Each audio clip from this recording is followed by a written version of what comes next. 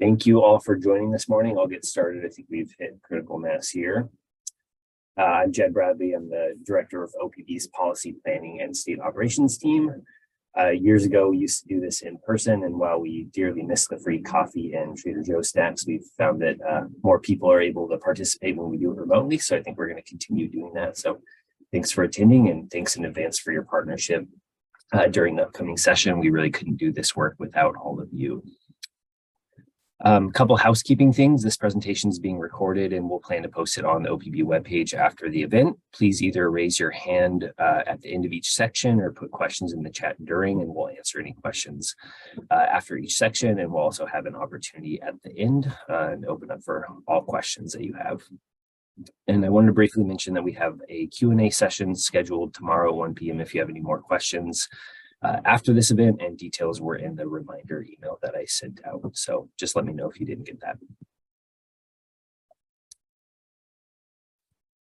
Here is our OPB team that you'll be hearing from this year. A few notes on our role during the legislative session. We produce budget briefs for major budget proposals when they come out. We'll talk about that a little bit more later. We also track all bills relevant to UW, and we coordinate efforts with state relations. We coordinate responses to fiscal note requests from the legislature, and we respond to a wide variety of data and policy inquiries from the governor's office, legislature, and the administration and others. So we may get in touch with you for your help with any number of those things.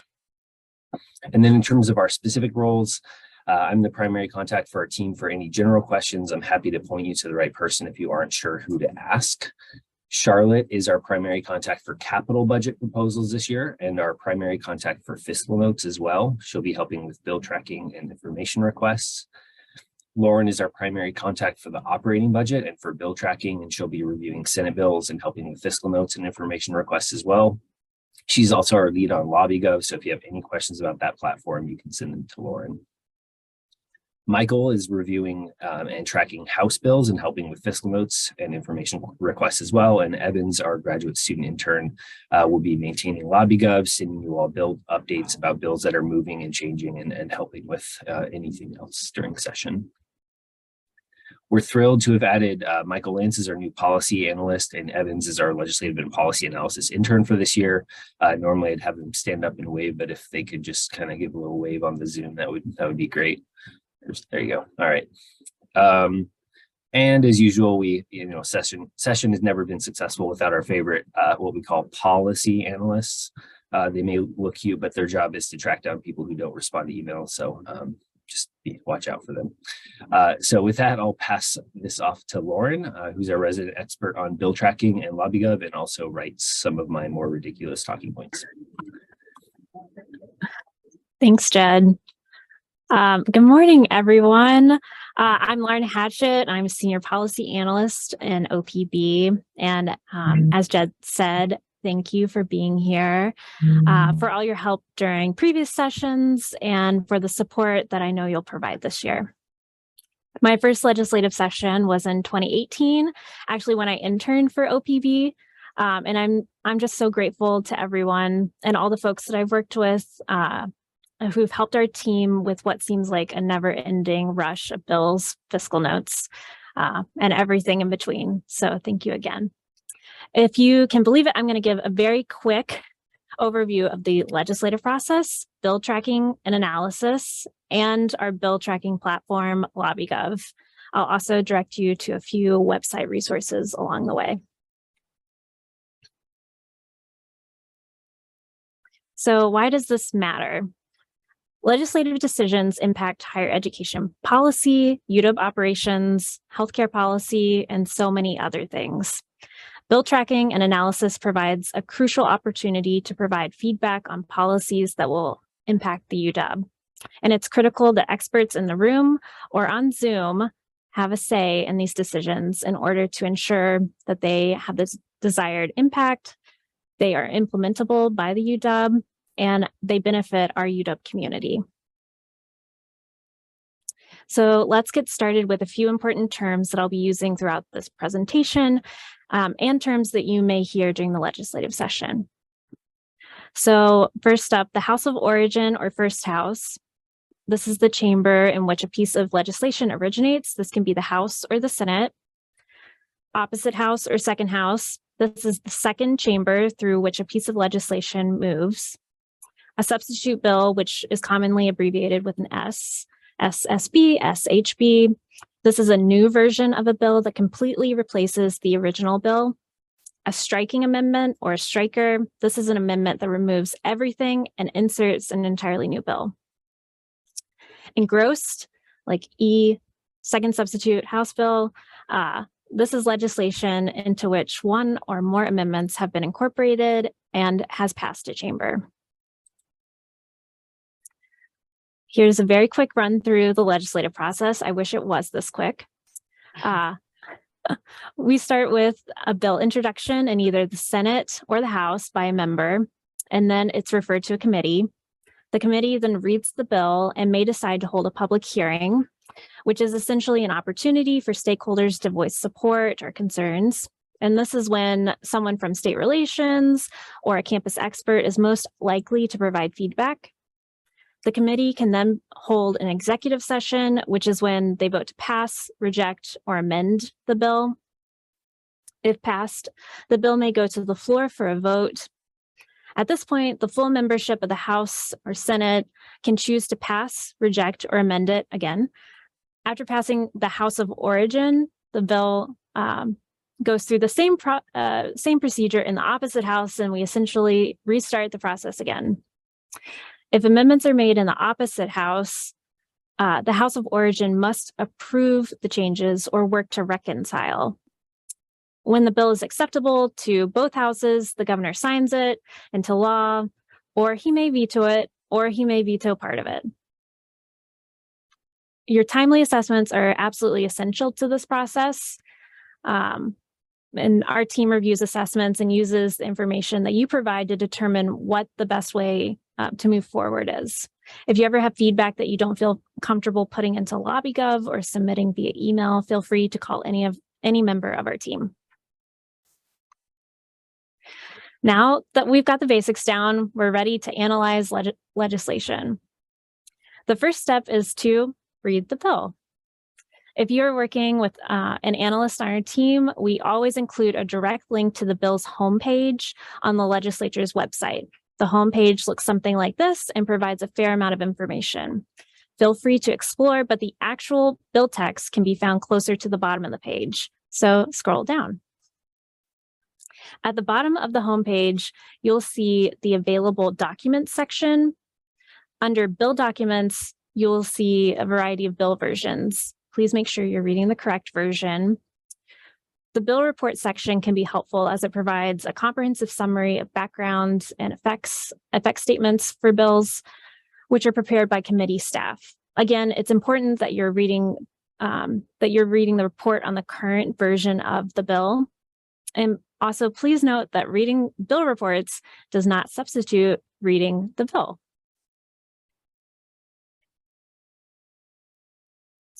Assuming that we clicked on the current version of the bill, we're on to the fun part, reading. Unfortunately, this is only an example of a bill that would change the state seal of Washington and replace General George Washington with our beloved Utah mascot Dubs. As you're reading bills, please keep an eye out for the following markers. News sections. This will be underlined and it indicates that the language in this section is entirely new. So please read the entirety of this section very carefully. You also want to keep an eye out for struck out text, which indicates that the language is being removed from existing code, and underlined text, which indicates that new language is being added to the code. So in this example, General George Washington is struck and Dubs the Husky is added. I think, and I hope you do as well, that this is important enough for the university to come out in strong support of this bill. So when you're reading bills, please read carefully so we don't miss out on any important changes like this one. Now, if we wanted to document our strong support for changing the state seal to Dubs and alert OPB and state relations with our feedback, we would do this in LobbyGov. Many of you are probably familiar with LobbyGov, But as a quick refresher, LobbyGov is a platform used extensively in bill analysis and legislative affairs in our state. LobbyGov notifies OPB when a tracked bill has a hearing, when it's amended, and when it moves. Additionally, LobbyGov enables stakeholders across the university to assess legislation throughout the process. University stakeholders who have been asked to review legislation can access LobbyGov at uw.lobbygov.com and use your UW Net ID to log in. And you may need to select the SAML login if you're not automatically redirected. We also include a link to LobbyGov in our emails that we send to you. If anyone needs an account or has any questions, please contact anyone on our team. It'll probably get redirected back to me though. If you're assigned a bill in LobbyGov, you will receive the following email it looks pretty spammy, but it's not spam. This email will notify you that you have a new bill assignment, and you can log into LobbyGov directly through this email. If for some reason you miss the email or forget to provide an assessment, we will email you a few days before your bill has a public hearing with a very gentle and friendly reminder to provide feedback in LobbyGov. After you log into LobbyGov with your UW Net ID, you'll see this page. And LobbyGov, the to-do list shows any bills that are pending review. Make sure that you're reviewing the 68th session, which will show you all bills from the first, it'll show you all bills in both bienniums. So if you're back with us next year, it's important too. This shows me from left to right that House Bill 1020 has been assigned to me. There is no companion bill.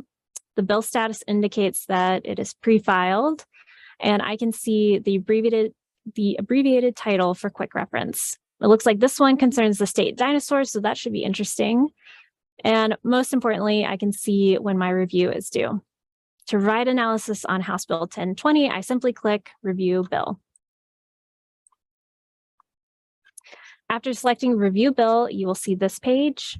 In the top left-hand corner, you can select the Legislature Bill Page button, which you can read the bill and review any documents like a bill report or any proposed or past amendments. You can also see if anyone has been assigned to the bill and read any analysis they may have already provided. For example, I can see that both Jed and Charlotte have been assigned to this bill. If there are any notes, those will appear on this page too.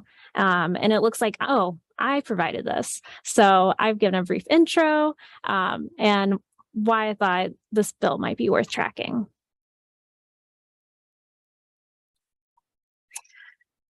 Before I provide an assessment, though, I want to keep a few things in mind. So what makes an assessment helpful is that it provides a detailed summary on what the bill does and how it changes current policy. It summarizes how the change would impact the UW. It recommends a position and a priority. Pretty easy. By contrast, here's less helpful assessments are limited and they don't necessarily assess the impact of the bill. They may indicate concern and recommend a high priority, but don't detail what the concerns are. They don't offer amendments to alleviate concerns and doesn't necessarily offer any helpful rationale for opposition. If you do write an assessment like this, you'll probably get a call from our office asking for additional details. But the worst kind of assessment is providing no assessment at all. So please respond. Back to the bill in question. So before I start my review of House Bill 1020 concerning the state dinosaur, it would be helpful to read Jed and Charlotte's thoughts. Just as an FYI, we'll share this presentation on our website. So if you do want to read this, it's pretty good. I'm just going to point out a few key points. From the top, it appears that Jed has marked this bill as misassigned and recommends that we check with the Burke Museum. This is helpful to know. We read a lot of bills and we don't always get it right. So having that is very helpful to us. We also have moving down, we have 3 standard prompts that we pose for all bills. Assess the impact of the bill on the UW. Do you have any suggested amendments? And are there outcomes positive or negative that might impact communities that are typically in the minority? And we ask that question to understand impacts that may not be easily quantifiable. The more specific you can be, the better. So in Jed's assessment, I can see that it's short and to the point. He's not convinced that there's enough evidence to promote the Susiosaurus rex to the state dinosaur, while at the same time noting that he's not a paleontologist, so that's not very helpful to me. He's concerned, but marks the bill as a low priority, which is confusing. And after reading this, we might have a few follow-up questions for Jed, but I think I would probably take his note to reach out to the Burke Museum first. Moving on to Charlotte's read of the bill, right off the bat, I can tell that Charlotte really dug into this bill. She's identified sections for us that have impact. She notes that while the bill was written as written does not directly impact the UW, she believes that the bill could be amended to highlight the Burke's involvement and bring greater awareness to the university's mission. Like Jed, she notes that we should reach out to the Burke, but she also notes that there's a faculty member who actually discovered the fossil, who's in the College of the Environment. She even provides a link. And best of all, the amendment that she provides is specific, down to the line and suggested text, and I love to see that. She closes her assessment by recommending that we support this bill with a high priority. And I think based on these two assessments, I'm more inclined to follow Charlotte's read of the bill when I provide my own assessment. At the bottom of every bill review page, you'll be asked to recommend a position and priority. Our team will be most interested in bills that are marked as high priority, and these bills have typically a significant positive or negative impact on the university that necessitate the highest level and attention from OPB and the state relations teams. The fiscal impact is usually greater than $1 million, but typically we see bills that meet the medium or monitoring priority levels.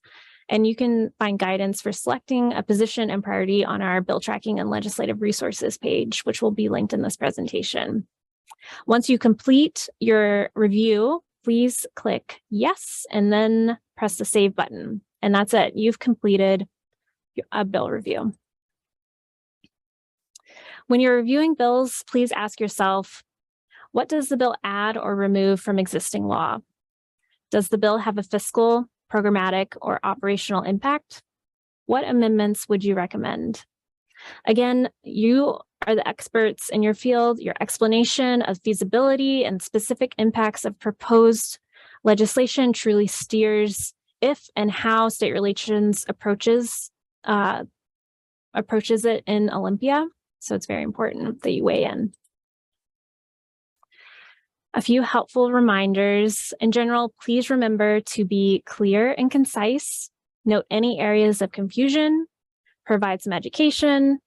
Give us a sense of importance and scale. Pay attention to the full version of the bill you're responding to.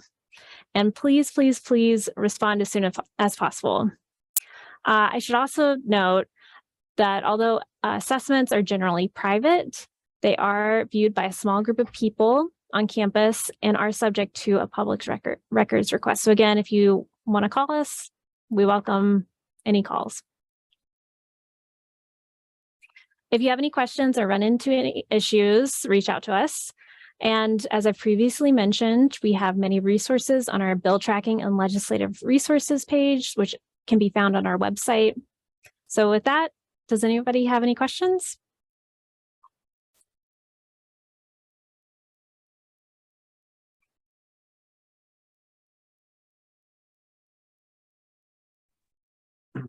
Lauren, I have a question about fiscal impacts and estimating them. I'll just say what I presume, and I guess I'm looking for a head nod. So we're often asked to gauge the financial cost or impact the university on things that we don't really have experience with yet. So we're making our we're making a swag, a technical term, there about that. And so is it your sense that we should be conservative or you know, in our assessment when I say conservative, you know, assume worst case, like bigger cost impact, or just kind of make our best guess? But, you know, in many cases, I find we don't know, like, will that take us 2 staff people or 5 or 3 to track this? Will this have a 2% impact to the cost of capital construction, or 1 or 4? You know, we're kind of putting our finger up in the wind a little bit, and any guidance you could give on that would be helpful. But Jed, go I was ahead. going to say that Jed and Joe could definitely chime in. I think bill assessments and fiscal notes, we are looking for different things often. So in bill assessments, I want to know exactly what you think this might cost, like scalable impacts, all of it.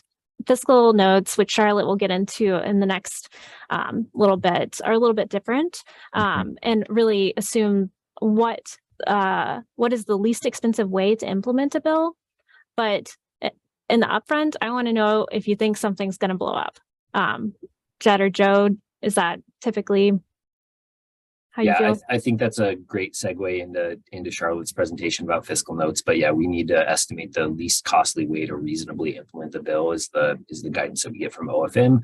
And we recognize that we're doing that with very little information, and you know, we just have to do the best with the information that we have at a given time.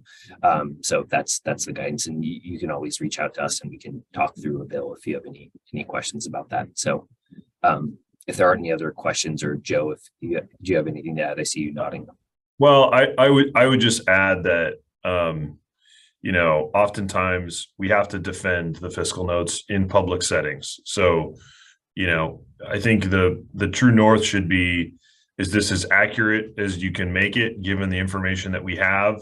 And would it be defensible? You know, we don't want to be accused of, you know, ballooning up a fiscal note for whatever purpose. I know that nobody would do that, but, you know, just again, it needs to be defensible and pass the straight face test. I mean, I think that's just kind of the true north. Great. I don't see any other questions, so I'll pass it off to Charlotte. Thanks, Lauren and Jed, and good morning. I'm Charlotte Shannon and a senior policy analyst in OPB, and currently kind of fighting losing my voice, so please bear with me. I'll be going over the fiscal note development process this morning, and also just want to give a big thank you in advance of session to all of you, because we know that fiscal note deadlines are very stressful and require a lot of work and coordination from all of you, so we're super grateful for your work on these each session. So what is a fiscal note? A fiscal note is an estimate of a bill's fiscal impact. And this is separate from the general policy review, advocacy, and bill assessment that you will do in LobbyGov. Fiscal notes are just for fiscal impact and are considered highly objective, and our work should be replicable by the Office of Financial Management based on the information that we provide in our fiscal notes. A fiscal note should always show how a bill will fiscally impact the UW over 6 or sometimes 10 years, depending on the request. Must be based on the least expensive way to reasonably implement a bill. Is always tied to a specific version of a bill. Each time a bill is amended or substituted, we generally get a new fiscal note request. They help legislators evaluate a bill's costs and merits before deciding whether to pass, reject, or amend a bill further, inform legislative staff, journalists, lobbyists, and others involved in the legislative process. And perhaps most importantly, they can inform decisions to fund or not fund a bill in the state budget development process. Fiscal notes are important because they inform legislative decisions that have direct impacts to the UW. If a bill passes, fiscal notes can be used to determine how much funding we will receive, so they have direct impacts on our state appropriations. We also need you to be responsive and accurate, because if we don't respond, the legislature may assume the bill doesn't impact us. If a bill does have costs associated with it, the legislators won't know how to amend the bill that may mitigate that impact or to provide funds to offset the fiscal impacts. We also want to maintain our credibility. If one fiscal note is way off base and doesn't pass the straight face test, the legislature might not take a future submissions and cost estimates as seriously, which is something our team works very, very hard to avoid. The tricky part in this process is we usually have less than 72 hours between the time we get a fiscal note request from Olympia and the time we need to respond. And the UW is engaged in a huge variety of activities and programs, so fiscal note requests cover a similarly large variety of topics. We can get fiscal note requests on everything from shellfish aquaculture to data privacy and everything in between. So our team tries to be familiar with as many UW relevant topics as possible, but we very much need your expertise in fiscal analysis and ensuring we've included all necessary units in the process. And we rely on your help to prepare accurate and defensible fiscal notes. So what does the process look like? Legislative staff will request a fiscal note for a given bill, and OFM will assign it to all relevant agencies. If I receive the request, I will assign it to an analyst on our team, and the analyst will start analyzing the bill and figuring out which of you need to be contacted as assessors. The assigned analyst will reach out to assessors with a due date, bill information, and some initial thoughts or the beginnings of a draft, depending on the topic and their capacity at the time. You all will coordinate with others on the email or in your department and loop in anyone else who needs to be included. Draft the narrative and calculations and send it back to your OPB analyst for review. Usually there's some back and forth about details, assumptions, inconsistencies, etc., between the analysts and assessors. And the earlier we can start this back and forth, the better, because we're often juggling many fiscal notes at one time, and all of them are under the 72-hour deadline. There may also be conversations with other agencies or other higher education institutions, so we're all in alignment. Once the fiscal note narrative and calculations are finalized, the OPB analyst will put it into the OFM fiscal note system. I will then do a final review of all fiscal notes and look for any errors or points of confusion, and will ultimately release the fiscal note to OFM by the date. OFM then reviews the fiscal note and will distribute it back to legislators and staff who requested it. OFM may request a revision if the fiscal note is very different from other institutions, or they disagree with our assumptions, which is why the public institutions of higher education now do so much work to guarantee greater alignment before the fiscal notes are submitted. So to respond to a fiscal note request, you'll receive an email from us. And when you do, note the due date, and please respond to us just to let us know that you've received it and that you're working on it, so that we aren't stressed out on the other end. Note these take priority over bill reviews and LobbyGov or any general feedback on the bill because of this. Next up is to read the bill. We talked earlier about how to access the bill text and what to look for. You'll coordinate with other people in the email, and please loop in anyone else that's needed or could provide greater insight. Our only departure from the previous process is our department has now moved over to SharePoint. So rather than sending you templates attached to an email, you'll be getting those linked as SharePoint templates in the email itself. If you have any issues accessing them, please let us know immediately, and we can send templates via email if needed. However, we think working in SharePoint will allow us to collaborate more quickly and seamlessly within those confines of the 72-hour window. Please pay attention to both the narrative and Excel templates and fill them out as thoroughly and accurately as possible. And once you have finished filling in the templates in SharePoint, you can either use the @ function in SharePoint to tag one of us or respond to the email to let us know that you have completed your draft. Our fiscal note responses include a summary, which provides an overview of how the bill impacts UW. If the bill is no impact, then we only need the summary part filled out. If there is an impact, you'll need to fill out one or more of the following impact narratives and tables. Cash receipts, typically only relevant to bills regarding the collection of a tax or fee. For the UW, this usually includes things like tuition or library fees. The expenditure section, which is the most common section, are the costs to implement the bill. Include all assumptions made in your estimate and show your work as much as possible. All of them needs to be able to duplicate our work and understand how we calculated things the way that we did. Workload and cost for bring forward. Why does the bill cost money? What's driving that cost? Is there need for upgraded software, additional personnel, travel costs, and time to attend a work group? FTE, indicate if additional staff time would be required to implement the bill. In the narrative, this will go in the expenditures section. In the tables and in the OFM system, FTEs are broken out in two different ways: the hours time needed and the cost of that time. So you'll include a list of the FTE that would be included, including their title, salary, and the amount of FTE per year, and the cost of the additional staff time, which includes salaries and benefits, which will be shown in the expenditure section. Capital FTEs are reported in the same manner that we report operating costs. Note, however, that most capital costs, like a new printer or a new software, actually belong under operating expenditures as capital outlay. Chances are we won't use this section very often, if at all. In the narrative, summary will include a super brief overview of the bill's impact on LobbyGov. The expenditures will include a section-by-section narrative of the cost drivers, as well as the total impact per fiscal year. This section explains the calculations on the next slide so that our numbers and our logic make sense to OFM and are replicable based on the assumptions we have provided. As you can see here, we also have to break expenditures out by object code. In the Excel file, each of these object codes will have a comment with further explanation for what it is, but if you're still unsure of where costs should go, please ask the analyst you're working with on this particular fiscal note. This fiscal note example is from a bill that required a UW director professor to attend a work group in Olympia. This required a small amount of FTE, as you can see, 0.02 FTE per year, as displayed in the bottom section, which resulted in 2% of their annual salary, 2% of their yearly faculty benefits amounts, and then some costs to drive to and from Olympia to participate. If, for example, they also needed to buy some materials for those meetings, they would have gone in the goods and service costs as well. Note that this example is from last biennium, but the new templates will have the fiscal years for this biennium. What if there are too many unknowns? You can do an indeterminate fiscal note, but we try to use indeterminate fiscal notes as a last resort. OFM did an analysis and found that indeterminate fiscal notes are less likely to be funded. OFM would generally prefer that we do determinate fiscal notes and give a range or scalable options listing out different assumptions that would lead to different estimates and choosing what we think is the most likely or reasonable outcome.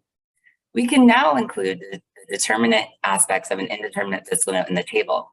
For example, if we don't know the volume of patients that would be impacted by a proposed healthcare policy, but we do know that we would need 20 hours to attend a work group 3 times a year on this policy, we can give scalable possibilities for the patient volume impact in the narrative section and put the known work group costs in the narrative and the expenditures table. Remember, in general, you don't have to be super precise. Just give us your best estimate. We can't predict the future, let alone in under 72 hours. We just need best logical guesstimates to provide a reasonable roadmap of a bill's fiscal impact. And here are some helpful tips and reminders that have been kind of sprinkled throughout the presentation, but they will be available on our website along with some other helpful fiscal note resources and are a good reference when you're working on a fiscal note. And on the OPB website under state operations, there's a page dedicated to fiscal notes. You'll have a copy of this fiscal note presentation and a full fiscal note example. There are also some tips for responding to fiscal note requests, including the list of reminders that was on the left side. Does anyone have any questions for me about fiscal notes?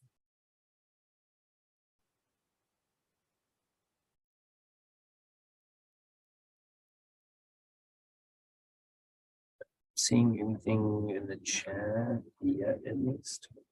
Okay, well then, if you have any questions when you get started, feel free to reach out to me or your analyst you're working with, but otherwise I'm passing off to Jed.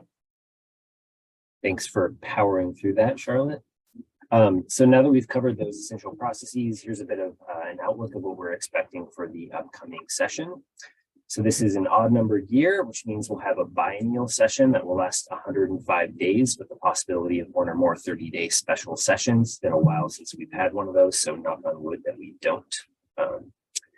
The legislature is tasked with passing new 2-year budgets that will fund state government through mid-2025. And we also expect a 2023 supplemental budget that will affect the remainder of the current fiscal year.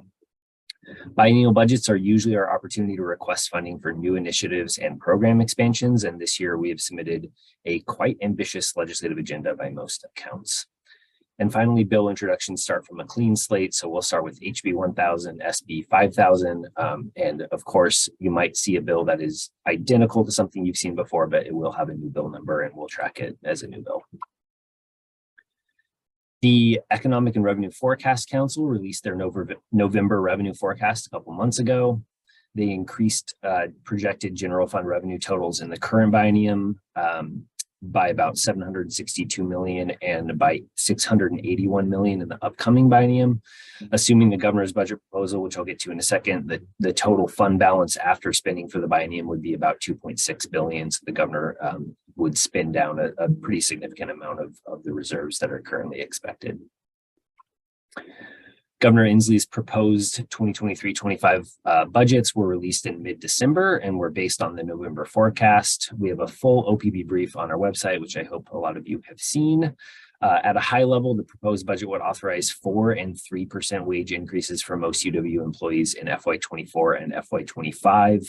Importantly, the funding split between state funding and assumed incremental tuition revenue would be improved to 2/3 or a 66% split, which was an integral part of our request and really important for our ability to afford those adjustments for state funded employees.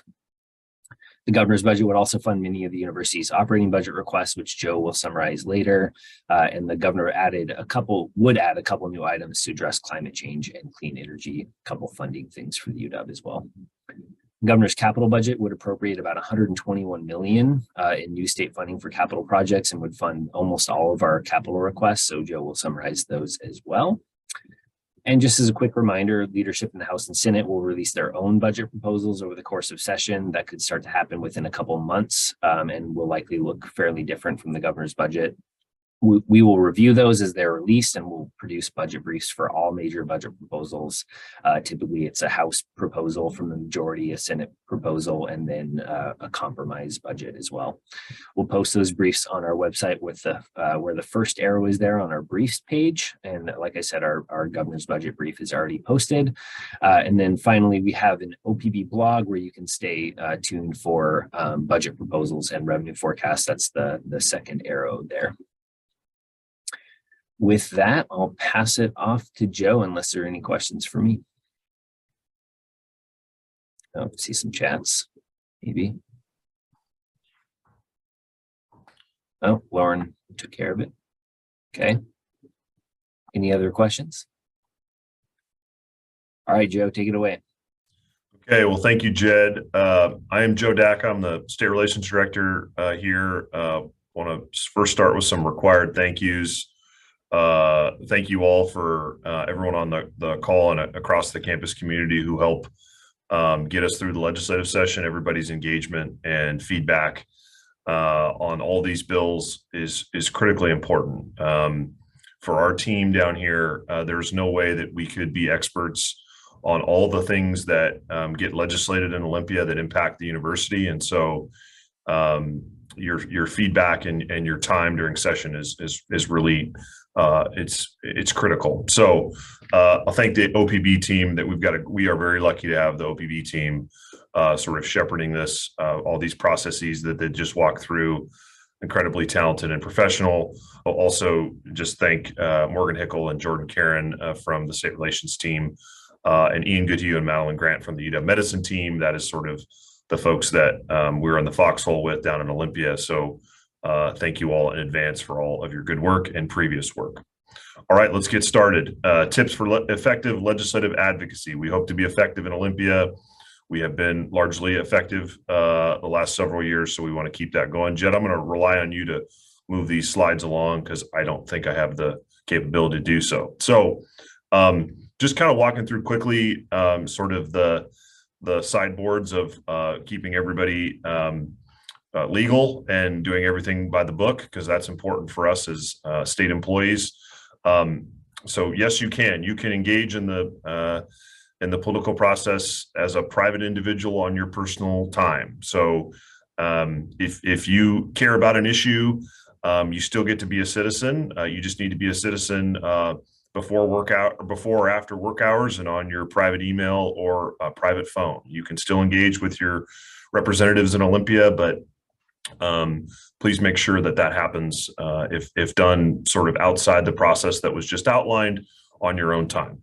You can list that hey, I work at the UW or I do this at the UW, but just make sure that you're making sure that you're advocating not on behalf of the university. You can educate elected officials. A lot of times, elected officials legislators will have a bill that will be a policy area where we have expertise. We have expertise on a lot of things, so that happens often. And they say, "Hey, what do you think about this?" or those types of things. We are a resource for the state. We want to make sure that the state continues to see us as a valuable resource. So that is something we can do. Sort of similar, you can respond to legislators if they say, "Hey, can you help me understand how this policy works," or what your research said on this topic. That's certainly legal. You can lobby an elected official. In fact, our team does it almost every day. You just need to be reported to the PDC. So you should have gotten an email from Jordan Karen on our team asking to report those meetings. So please make sure you respond to those. And if you have a question about, well, was it lobbying, or, if you have questions about sort of the gray areas, just call us. We generally have a pretty good sense of what lobbying is. And when in doubt, please, just ask us. And when in doubt, I would say report a meeting. If you had a meeting and it was like, well, it was sort of lobbying, we asked for this, we kind of didn't, just report it. Let's just be safe. If you are interacting, if you are lobbying, please let us know. It's really helpful to us because particularly now that we're back in Olympia and in person, you may have a conversation with a legislator and may not hear about it again or think about it again, but they may pull us in the hallway and say, "Hey, I talked to your person and I want you to do this or that." And it is always helpful to make us look like we're coordinated and talking to each other. So please do that if you talk to somebody. It probably the outcome will be better too, because we can be helpful. Next slide, please. You cannot engage in grassroots lobbying. So you cannot email everyone in your department or everyone in your college or everybody on your floor and say, "Hey, this bill's really important. Everybody, email your legislator and tell them to vote for this," or, "Hey, we need this funding." So everybody needs to email their legislator on their UW account. That's prohibited. That's what's called grassroots lobbying. You cannot spend public funds to engage in political campaigns or campaign work during work hours or on public resources. We do not get involved in initiatives using public resources. Again, if you have questions about gray areas or somebody asked me to do something, again, just call us. But between the three of us, we've been doing this for a long time. There is a question in the chat about students. Students are different. Students are not employees. They're not paid by with public dollars, and so they can do those things. They can send out a call to action, and they often do. But for employees, that the line is pretty clear. So if you have questions, again, we have information on our state relations website. Call us if you have questions. Okay, next slide.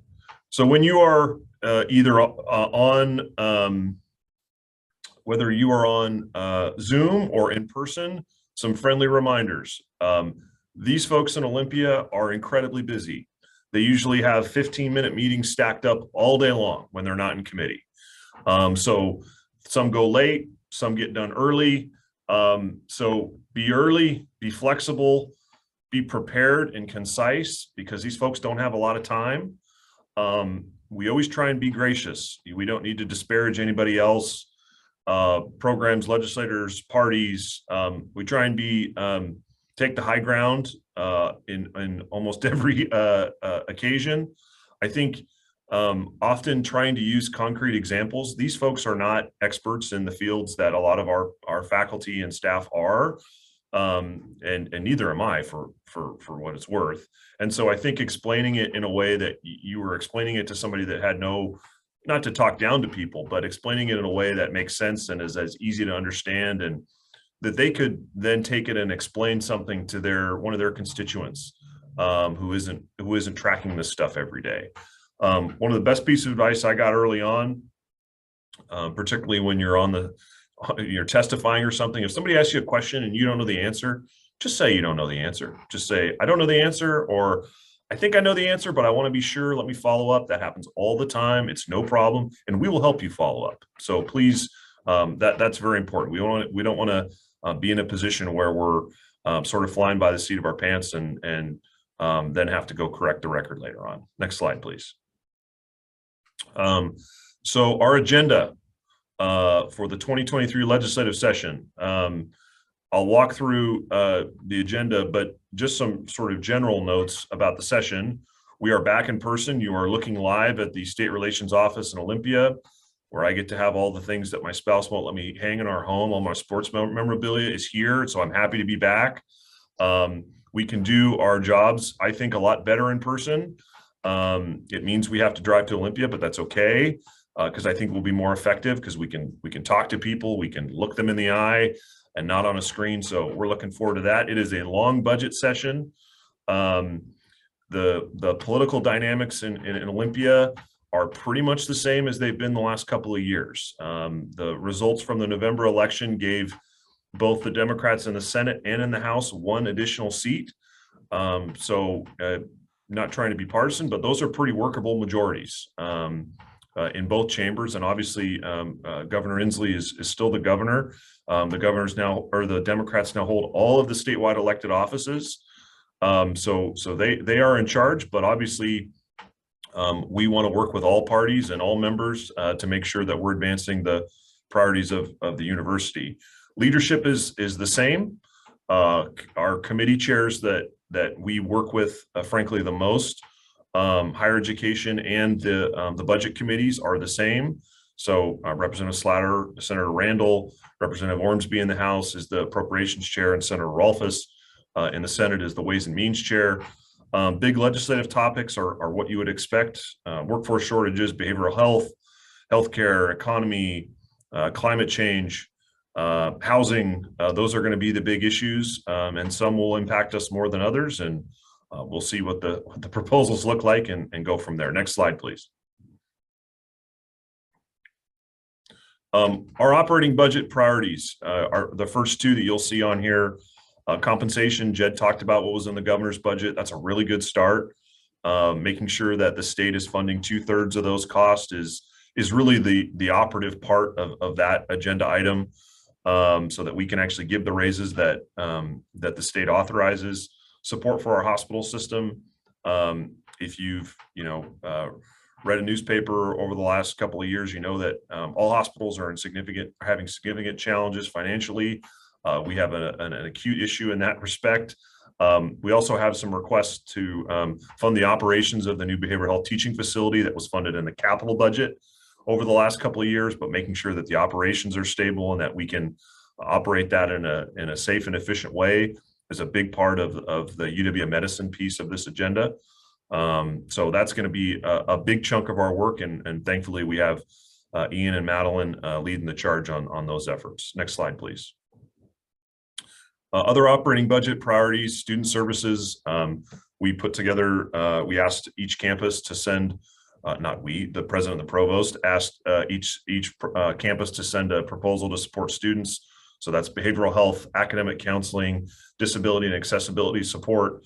So that's going to be a big priority. We have a sort of a joint proposal to grow our STEM workforce pipeline at all three campuses. So you'll see the bullets there. The Allen School, College of Engineering, the iSchool, UW-Bothell School of STEM, UW-Tacoma School of Engineering and Technology. These are both expansion proposals to expand seats in these programs, but also there are student support components in most of these to make sure that students can be successful and that we're developing a talented and diverse workforce pipeline for the tech and other sectors here in the state. Next slide, please. The future of quantum is a sort of in the last bullet, we sort of talking about what the workforce's needs are right now. We're trying to be prepared for what we think the future of the workforce is. And so we have a proposal to support lab and faculty positions focused around quantum computing, which is kind of the next wave of technology. We hope that our region is in the center of that. And so trying to have the university be a part of that development is what that request is about. Expansion of the RIDE dental program, which is based in Spokane, to train more dentists in rural communities and underserved populations in the state. We also have a couple requests for kind of the boring but necessary components of state government. The maintenance and operations for funding. The state gives us capital dollars to fund a building. We also need dollars to operate it in perpetuity. And so that's what some of these requests are. We also have a proposal along with the other four-year institutions, frankly, to get the state to pay for more maintenance and operation and deferred maintenance on our campuses. And so that's that last bullet there. That was a big deal that was included in the governor's budget, and we're going to work hard to hopefully keep that in the final budget as well. Next slide, please. Capital budget priorities. The two construction asks, I should say 3 construction asks that we have are the next phase of the Magnuson Health Sciences Center. We just opened up the new phase 1, I suppose, this fall, brand new building there on Pacific. So this is the next phase of that for our health sciences schools. $28 million for Anderson Hall to support the College of the Environment, design and renovate. $9 million to design and construct phase 2 of the Intellectual House. A design request for the new chemical sciences complex that is underway. $7.7 million for land acquisition at UW Tacoma so they can continue to grow in their campus boundary there in the downtown core of Tacoma.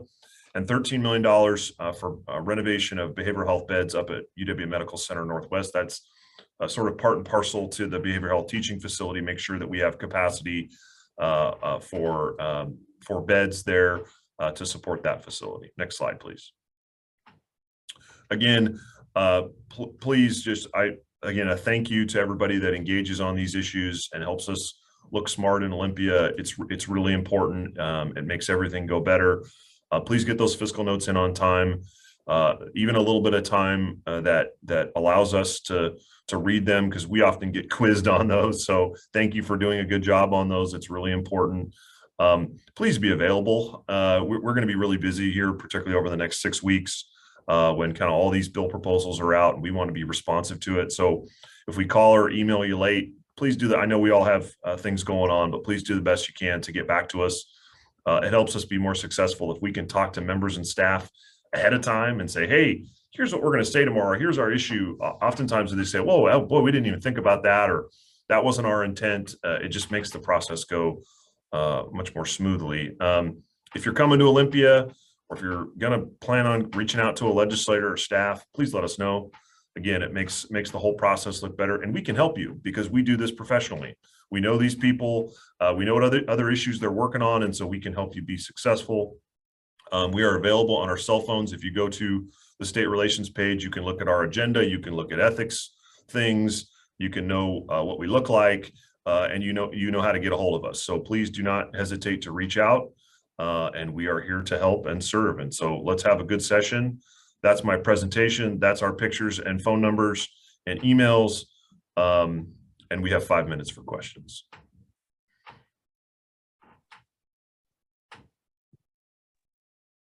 Jed, do you want to moderate questions? Yeah. I can't see everybody, but Helen, go for it.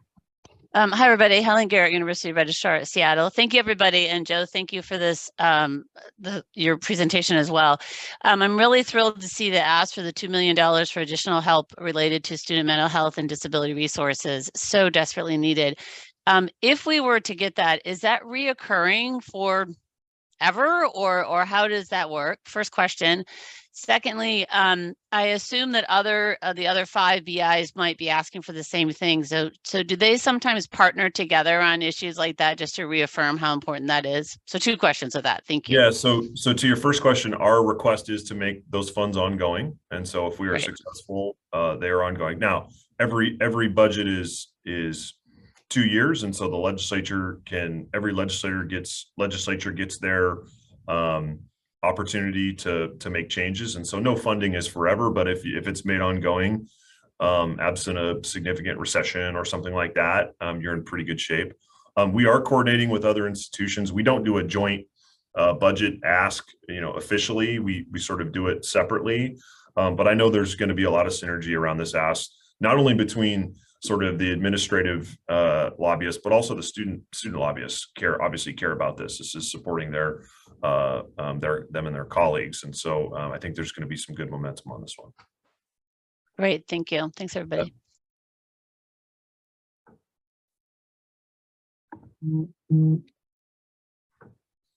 I saw a couple of questions in the chat that I think we've addressed. We're gonna get folks on the listserv. And I think this presentation will be online. Am I right, Jed? Yep, we'll post the recording as well as the slides.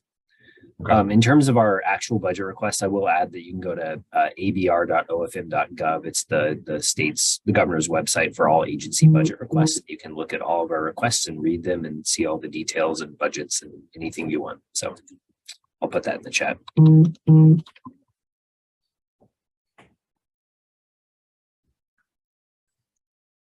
Anything else? So there's a question from Jane Young. Do you anticipate the governor's budget to be the high water mark?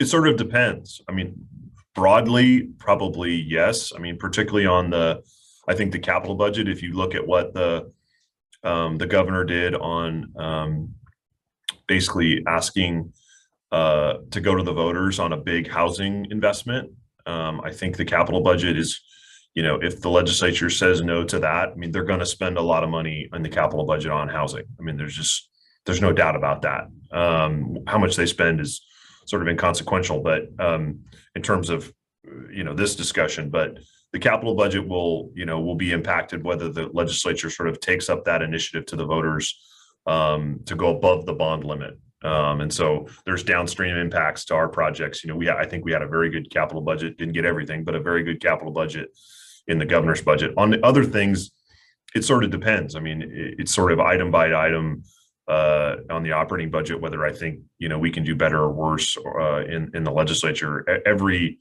request is a little bit different in that respect. So we'll just have to see, and we'll try to bat 1,000. We probably won't, but we'll certainly try. And I'll add to that briefly that there will be another revenue forecast in February or March from the Economic Revenue Forecast Council.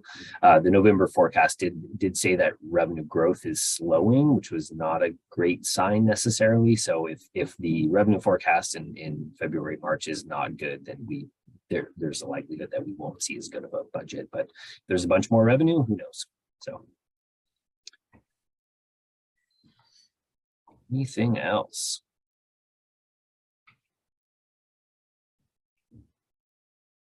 All right. Well, just a reminder, we have a Q&A tomorrow at 1 p.m. and please join that if you have any other questions or think of anything. And we really appreciate you all being here and thanks for your partnership in the upcoming session. We'll leave it at that. Have a good day, everybody. Thanks, everyone.